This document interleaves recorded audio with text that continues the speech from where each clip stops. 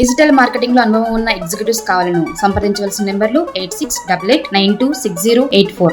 వారికి మద్దతు ధర కల్పించే విషయంలో గాని రైతుల ఇతర పంటలు వాణిజ్య పంటల విషయంలో గాని కాంగ్రెస్ పార్టీ ఇచ్చిన మాటను నిలబెట్టుకోబోతా ఉంది. రైతాంగం కళ్ళల్లో ఆనందం చూడబోతా ఉంది.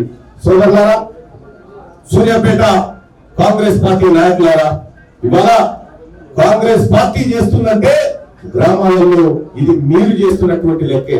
ఇవాళ మీ గ్రామాలలో రాబోయేటువంటి స్థానిక సంస్థల ఎన్నికల్లో రైతులకు చెప్పండి, వాళ్ళ కుటుంబాలకు చెప్పండి, కాంగ్రెస్ పార్టీ ఎలాంటి నిర్ణయాలు తీసుకుంది. కాంగ్రెస్ పార్టీ ఈ స్వతంత్రం వచ్చినప్పటి నుంచి రైతుల కోసం అలా పేదోడికి భూములు వచ్చింది కాంగ్రెస్ పార్టీ. పంచలేదా? ఈ మాట చెప్పండి. పేదోడికి భూములు ఇచ్చింది కాంగ్రెస్ పార్టీ.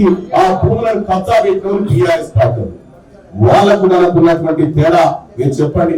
ఒక్క సూర్యాపేట నియోజకవర్గంలోనే 15,000 ఇళ్లు కట్టించినటువంటి బిడ్డ ఇక్కడ ఉన్నారు. మీరు అక్కడ సామాన్య చెప్పినట్టు ఆ డబుల్ బెడ్రూమ్ ఇళ్లకు ఎవరు కాదు, నేనే సాక్ష్యం.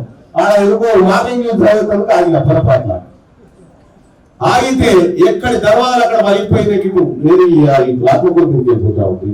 సూర్యాపేట ఎక్కడెక్కడ వలిగిపోయి ఉన్నాయి. అసలు పనికి రాకుండా డబుల్ బెడ్రూమ్ ఇల్లు కట్టడం ఎవరైనా కేసీఆర్ కట్టినటువంటి 1960లో కట్టిన నాగార్జున సాగర్ పోయి చూద్దాం. కేసీఆర్ కట్టిన కాళేశ్వరం ఏమైందన్నా మొదలెట్టింది. కేసీఆర్ కట్టిన డబుల్ బెడ్రూమ్ ఇల్లు అట్లే ఉంటది. కేసీఆర్ మొదలు పెట్టిన ఏ పనైనా అంతే. ఆఖరికి అలా సింగరేణిలో కూడా బ్లాకులు వేలం వేసేటువంటి పరిస్థితి వచ్చిందంటే కేసీఆర్ ఆయన పార్టీ పార్లమెంట్ లో నరేంద్ర మోడీకి మద్దతు చేస్తూ చేయలేబట్టి నువ్వు అమ్ముక బుక్కయ్యా మేము మద్దతు చేస్తామని చెప్తే కేసీఆర్ అనుయాయులకు, కేసీఆర్ బినామీలకు దాడి చల్లాలంటే మైండ్లు పోయినాయి. 30 ఏళ్ల పాటు లీజు పోయినాయి.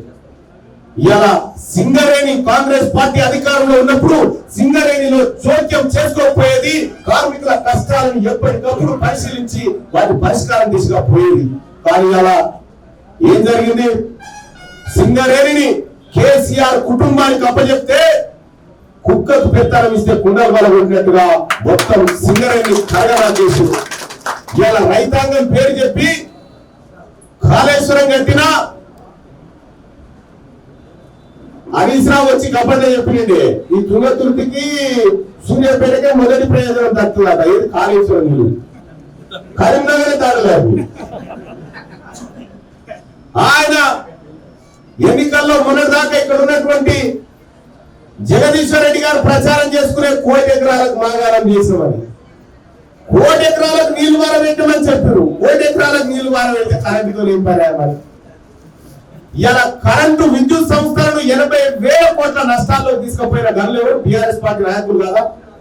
ఇలా సింగరేణి అప్పుల్లో సింగరేణిని కాంగ్రెస్ పార్టీ కేసీఆర్ చేతికి అప్పచెప్పే నాటికి 3,500 కోట్ల రూపాయల మిగులు బడ్జెట్ తో పాటు దాన్ని ఇస్తే ఇలా సింగరేణి కార్మికులకు జీతాలు ఇవ్వాలంటే ఓడి తెచ్చి ఇవ్వాల్సిందే, వాళ్ళ గుణపెట్టి ఇవ్వాల్సిందే. ఆ పరిస్థితి తెచ్చారు. డిజిటల్ మార్కెటింగ్ లో అనుభవం ఉన్న ఎగ్జిక్యూటివ్స్ కావాలను సంప్రదించవలసిన నెంబర్లు 8688926084.